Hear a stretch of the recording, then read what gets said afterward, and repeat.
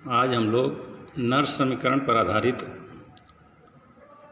कुछ आंकिक प्रश्नों को हल करेंगे।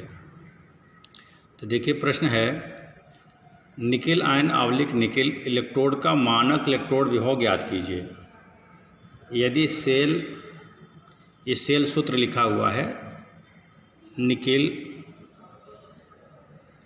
आवलिक निकिल आयन की सांद्रता यहाँ पर दिया है 0.01 यम मोलरता है। फिर ये कापर आयन की सांद्रता है 0.1 यम और कापर आयन के विलयन में एक कापर को डुबाया गया है। तो मतलब जो सेल है उस सेल का जो है इस सेल सूत्र लिखा गया है का सेल विभव, मतलब यहाँ पर सेल का इलेक्ट्रोड विभव या विद्युत वाहक बल का मान दिया है 0.59 वोल्ट है। और यहाँ पर कापर का मानक इलेक्ट्रोड विभव का मान दिया है। देखिए कापर का मानक इलेक्ट्रोड विभव का मान दिया है, निकिल का मानक इलेक्ट्रोड विभव ज्ञात करना है और सेल का इलेक्ट्रोड विभव हम जो है ये दिया गया है। तो पहले हम नर्स समीकरण की सहायता से पहले हम पूरे सेल का मानक इलेक्ट्रोड विभव ज्ञात कर लेंगे। तो देखिए सूत्र है ई सेल बराबर E0 cell minus 0.05 n upon n log nickel ion की सांद्रता बटे कापर आयन की सांद्रता। अब देखिए सेल का जो इलेक्ट्रोड विभव दिया था यहाँ पर मान रख देंगे 0.59 n। यहाँ पर देखिए इलेक्ट्रॉनों की संख्या है। देखिए जब निकिल आयन बदलेगा तो 2 इलेक्ट्रॉन त्यागेगा तब बदलेगा, तो 2 इलेक्ट्रॉन इसमें भाग ले रहा है। वैसे ही कापर आयन जब 2 इलेक्ट्रॉन ग्रहण करेगा तो कापर धातु बनेगा, मतलब इस सेल अवक्रिया में 2 इलेक्ट्रॉन भाग ले रहे हैं, इसलिए n की जगह हम 2 रख देंगे। और देखिए निकिल आयन की सांद्रता, देखिए निकिल आयन की सांद्रता कितना है 0.01, तो यहाँ पर निकिल आयन की सांद्रता की जगह 0.01 रख देंगे। कापर आयन की सांद्रता 0.1, यहाँ पर 0.1 रख देंगे। अब फिर इसी को हल कर लेना है। तो 0.59 E0 cell equal to 0.059 upon 2। और देखिए इसको जब हल करेंगे, देखिए 2 दशमलव है, दशमलव हटा दें तो 1/10 हो जाएगा। अब 1/10, 10 को ऊपर ले जाएंगे 10 घाते ऋण 1 हो जाएगा। ठीक है, अब 10 घाते ऋण 1, देखिए ऋण जो घात होता है इसको जब इधर लाते हैं तो देखिए ऋण ए भी है, ऋण ए भी है, धन हो जाएगा। तो हो जाएगा, देखिए ये प्लस हो गया और हो गया 0.059 अपॉन 2 लाग टू द लाग 10। तो यहाँ पर 0.59 E0 सेल, यहाँ पर लाग 10 का मान 1 होता है, तो 0.059 बटे 2 गुणित 1 कर देंगे और 2 में 0.059 में जब 2 का भाग देंगे तो ये 0.059 आएगा, 0.095 आएगा। और फिर इसका इधर हम पक्षांतर कर देंगे, 0.59 में से इसको हम घटा देंगे तो E0 सेल का मान आ जाएगा 0.5605 वोल्ट। ये पूरे सेल का मानक इलेक्ट्रोड विभव है।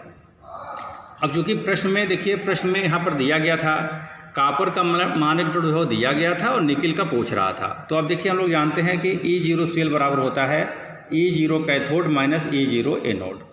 अब E0 सेल देखिए मानक सेल का मानक इलेक्ट्रोड विभव का मान अभी हम लोग अज्ञात किए हैं। और देखिए कैथोड और एनोड, देखिए इस सेल को थोड़ा देखें तो जो दाहिने तरफ वाला है ये आपका कैथोड होता है और बाएं तरफ वाला जो होता है इलेक्ट्रोड वो आपका एनोड होता है। तो यहाँ पर कापर क्या है, कैथोड का कार्य कर रहा है और निकिल आपका एनोड का कार्य कर रहा है। तो देखिए यहाँ पर लिखा है कापर का मान E0 cathode minus E0 anode, और कैथोड की जगह यहाँ पर कापर इलेक्ट्रोड लिखा गया है और यहाँ पर एनोड की जगह निकिल लिखा गया है। और कापर का मान इलेक्ट्रोड विभव का मान दिया गया है और हमको निकिल का ज्ञात करना है। अब देखिए 0.34 है, इसका हम इधर पक्षांतर कर देंगे, पक्षांतर करेंगे तो इसमें से 0.5605 में से 0.34 घटाएंगे 0.2205 आएगा और ये हो जाएगा, यहाँ पर है माइनस E0 निकिल का मानक इलेक्ट्रोड विभव। ये निकिल का मानक इलेक्ट्रोड विभव है। अब देखिए माइनस इधर चिन्ह है तो इसको धनात्मक करने के लिए इधर हम माइनस का गुणा करेंगे तो इधर माइनस हो जाएगा, ये प्लस हो जाएगा। तो निकिल आयन का जो मानक विभव होगा वो माइनस में आ जाएगा, माइनस 0.2205 वोल्ट। तो इस प्रकार से इसको हम हल कर लेंगे। एक और प्रश्न देखेंगे। अब यहाँ पर देखिए, यहाँ पर सेल का जो है नर्स समीकरण का हम जो प्रयोग किए थे वो सेल के लिए। अब यहाँ पर इलेक्ट्रोड के लिए हम नर्स समीकरण का प्रयोग करेंगे और इस प्रश्न को हल करेंगे। एक बार प्रश्न देखिएगा, जिंक इलेक्ट्रोड का इलेक्ट्रोड विभव ज्ञात कीजिए। यहाँ पर विद्युत वाहक बल या विद्युत वाहक बल नहीं, इलेक्ट्रोड का इलेक्ट्रोड विभव ज्ञात करना है जिसमें जिंक आयन की सक्रियता माने सांद्रता इतना दिया है 0.001 यम। यहाँ पर जिंक का मान प्रभाव दिया गया है, आर का मान दिया है और एफ का मान दिया है। तो हम लोग देखिए नर समीकरण हम लोग पढ़े थे, तो नर समीकरण में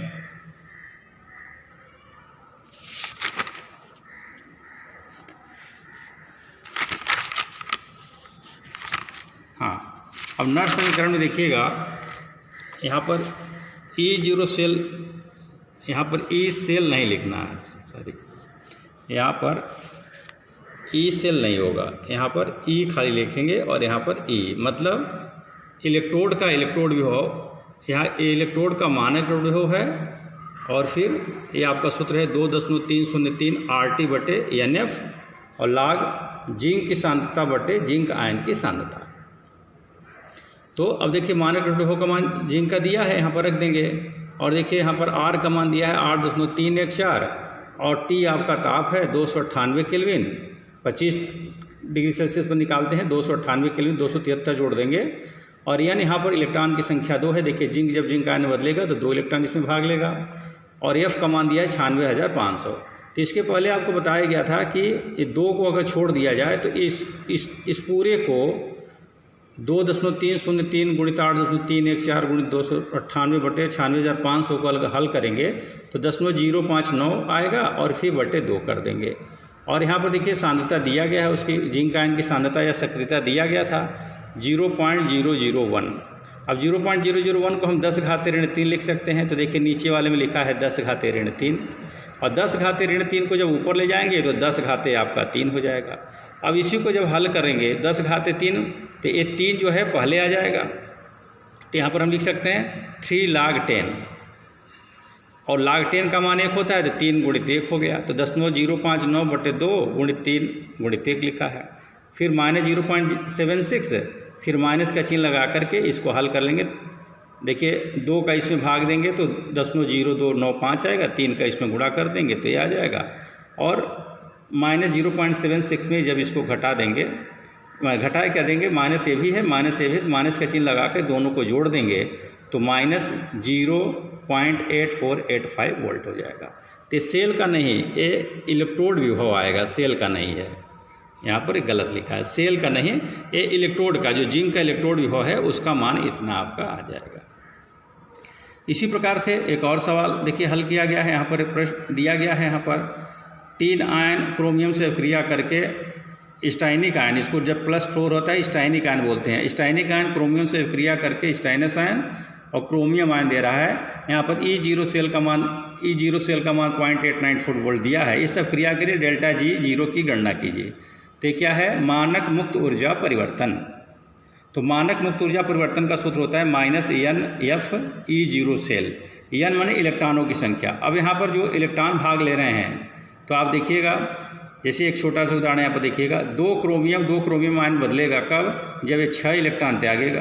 तो इसका मतलब इस रासायनिक प्रक्रिया में 6 इलेक्ट्रॉन भाग ले रहे हैं। तो N की जगह 6 रख देंगे, F 96,500 रख देंगे और E0 सेल दिया है यहाँ प्रश्न में, देखिए E0 सेल का मान दिया है 0.89 लिख देंगे और जब इसको पूरा हल कर देंगे तो ΔG0 का मान है यहाँ पर ये आपका आएगा -515,310 जूल आएगा। इसको किलो जूल में चेंज करेंगे तो 1000 का भाग देंगे, 3 अंक इधर से दशमलव लग जाएगा तो 515.31 जूल आपका आंसर आ जाएगा। इसी प्रकार से एक और प्रश्न देखिए दिया गया है, ये सेल दिया है, इससे अधिकतम ऊर्जा की गणना कीजिए। जो ये सेल है इससे कितना हमें ऊर्जा प्राप्त होगा। और यहाँ पर देखिए जिंक आयन और कॉपर आयन का मानक प्रभाव का मान दिया गया है। तो पहले हम जिंक आयन और जिंक और कॉपर का जो मानक प्रभाव है उसकी सहायता से हम सेल का मानक प्रभाव ज्ञात कर लेंगे। तो देखिए सेल का मानक प्रभाव क्या होता है, E0 cathode minus E0 anode. देखिए कैथोड बताया था ना कि जो दाहिने तरफ होता है वो कैथोड का काम करता है, बाएं तरफ वाला जो है एनोड का कार्य करता है। तो ये कॉपर आपका कैथोड का कार्य करेगा तो 0.34 और माइनस, और फिर माइनस ये है आपका -0.7, तो प्लस हो जाएगा तो +0.76, ये आपका आ जाएगा 1.10 वोल्ट।